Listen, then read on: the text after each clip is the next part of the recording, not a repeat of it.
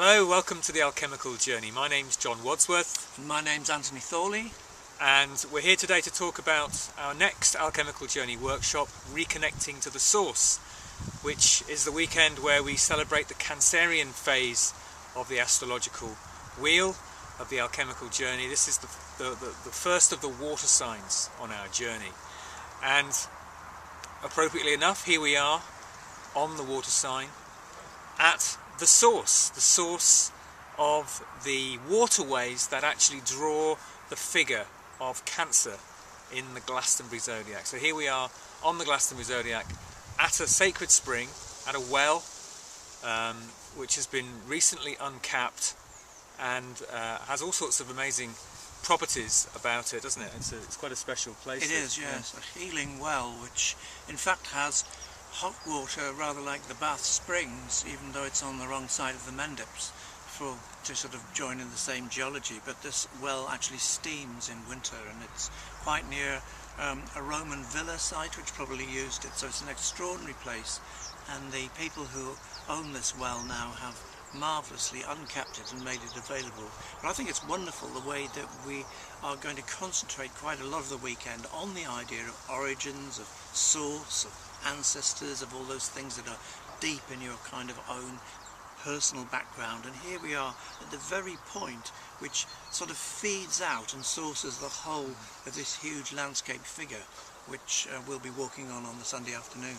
That's right. I mean, Cancer is all about origins, roots. It's about what continues through us. It's about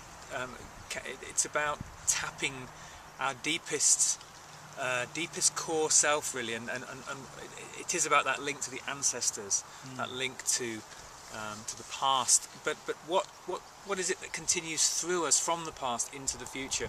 What springs through us? And Cancer is really the sign that governs springs.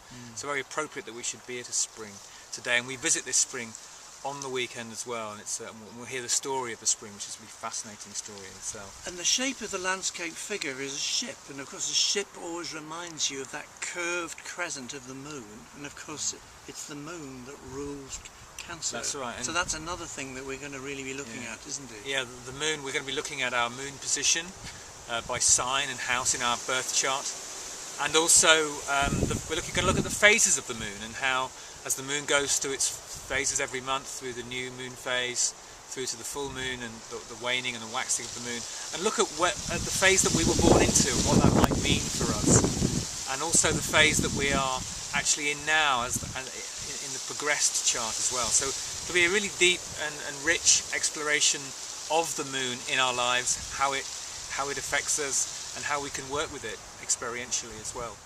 Yes. Cancer in the landscape, the zodiac, is actually a ship. It isn't a crab, and you can see the pattern of the ship here with two masts here and a sail here. It's kind of either side of the Gemini figure that we were looking at last month.